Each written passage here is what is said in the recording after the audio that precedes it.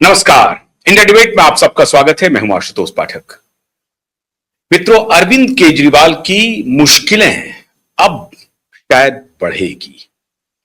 अरविंद केजरीवाल ने अपनी चला ली, लेकिन अब शायद उनकी चलेगी नहीं।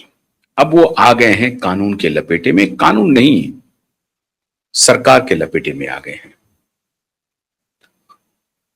18 अगस्त की सुबह में एक खबर आ गई, एक दिन पुरानी हो गई है, लेकिन उसका महत्व क्या है यह आपको समझना बहुत जरूरी है। 18 अगस्त की सुबह में सुबह 4 बजे कोंडली से विधायक आम आदमी पार्टी के कुलदीप कुमार जो नेता हैं, उनको दिल्ली पुलिस सादी वर्दी में उठा के लेके चली गई। बहुत बवाल मचा, कोर्ट में उनको पेश करना पड़ा और फिर कोर्ट के आदेश के बाद उनको छोड़ना पड़ा। कोर्ट में पुलिस ने कहा कि देखिए साहब, हमने इनको एक लीगल डिटेंशन में अपने साथ लिया था, कोई इलीगल डिटेंशन नहीं था।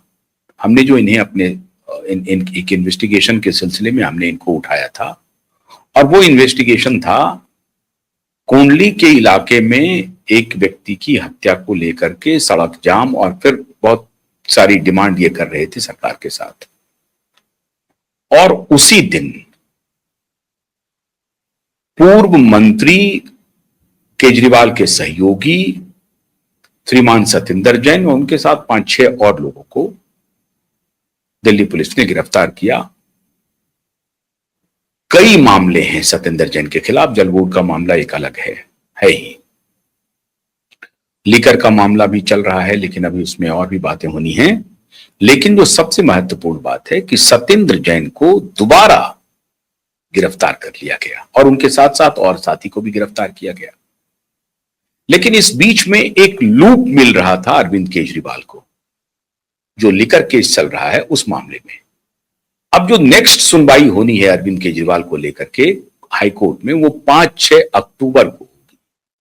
अभी है अगस्त, तो आप समझिए लगभग 2 महीने, मतलब पौने 2 महीने के बाद सुनवाई होनी है।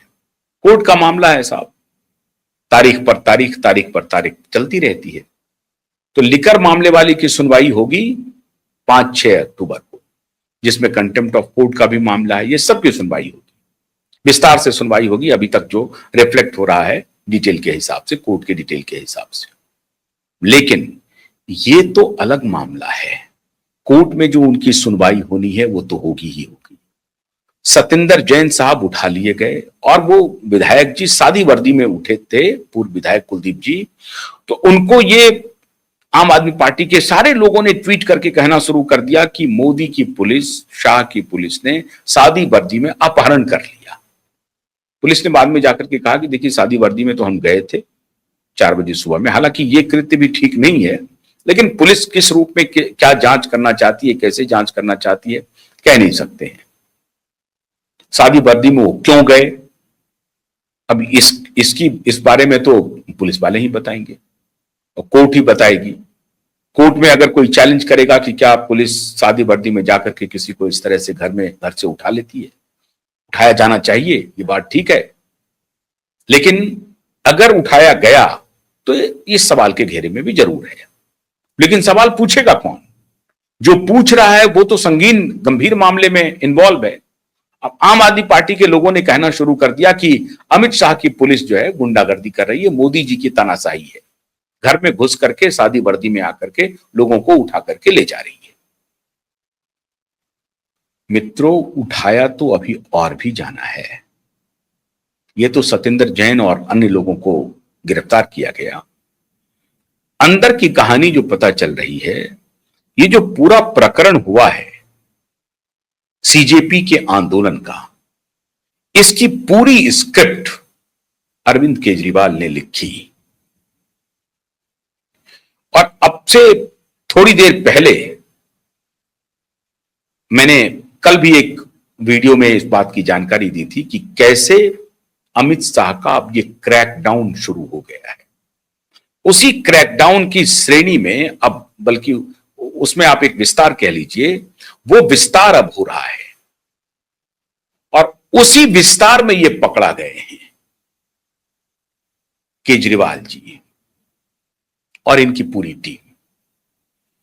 आशुतोष रंका, अभिजीत दिपके और विजेता दहिया, सौरभ दास, ये सभी अरविंद केजरीवाल के लिए काम कर रहे थे।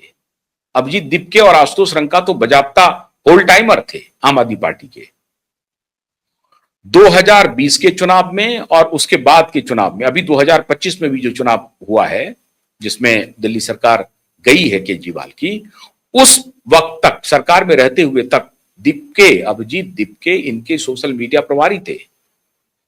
इनके ट्विटर हैंडल को देखते थे, इनके फेसबुक को, इनके एक्स प्लेटफॉर्म को, इनके व्हाट्सएप वगैरह को भी जो संदेश आता था इंस्टाग्राम और टेलीग्राम जैसे प्लेटफॉर्म पर, इस सब का देखरेख अभिजीत दिपके करते थे ऑफिशियल कैपेसिटी में।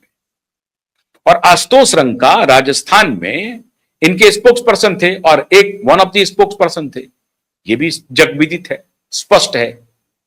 अब ये दिपके उसके बाद ये बोस्टन चले जाते हैं, बोस्टन में रह करके भी इनके लिए काम करते हैं। आशुतोष रंका एलएसी से रिलेशन रखते हैं, एलएसी से पढ़ लिख करके आते हैं, अब यहां पे ये काम चल रहा है। सौरभ दास का नॉर्वे कनेक्शन डिक्लेयर्ड हो चुका है। ये वही सौरभ दास है जिन्होंने स्वर्णकांता शर्मा, जस्टिस स्वर्णकांता शर्मा के पुत्र और पुत्री के डिटेल निकाल करके लाए थे और उन्होंने आरटीआई से पता किया था, और उस आरटीआई का इस्तेमाल श्रीमान अरविंद केजरीवाल ने किया था।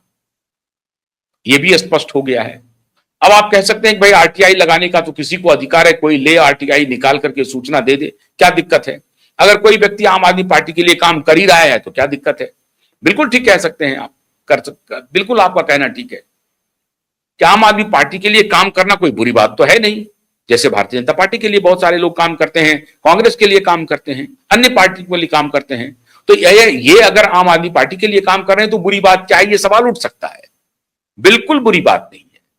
बुरी बात यह है कि आम आदमी पार्टी के लिए काम करने वाले लोगों का सोरोस कनेक्शन क्या है, आम आदमी पार्टी के लिए काम करने वाले लोगों का रॉकफेलर और Bill Gates, Melinda Gates foundation connection क्या है, फोर्ड फाउंडेशन कनेक्शन क्या है, और फिर उनका जो कनेक्शन है उसका फिर सोशल मीडिया में क्या कनेक्शन है, यह स्पष्ट हो चुका है।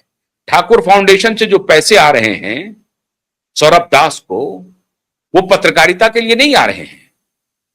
सौरभ दास जिस महंगे इलाके में, one of the most expensive area of Delhi, वो है ग्रेटर कैलाश। ग्रेटर कैलाश में सौरभ दास का आवास है। अब वो लाख रुपया रेंट है, 2 लाख रुपया रेंट है, 5 लाख रुपया रेंट है, भगवान जाने। अब ये तो उनको बताना पड़ेगा। मीडिया में तो चल रहा है कि 9,000 स्क्वायर फीट के घर में रह रहे हैं वो। 9,000 स्क्वायर फीट का जो वहां रेंट है, 1,000 स्क्वायर फीट का जीके में, वो लगभग तकरीबन 1 लाख के आसपास है। अब जीके में अगर 1 लाख 9,000 स्क्वायर फीट के किसी मकान में सौरभ दास रह रहे हैं तो जाहिर है 9 लाख रुपए होगा। अब वो रेंट एग्रीमेंट वो लोगों को दिखा नहीं रहे हैं, और अभिजीत दिपके अपनी डिग्री नहीं दिखा रहे हैं। सौरभ दास अपने बैकग्राउंड के बारे में बताना नहीं चाहते हैं। नॉर्वे से उनका क्या कनेक्शन है ये अब लोगों को पता चल गया है। जिस जर्नलिस्ट ने मोदी को सवाल पूछा था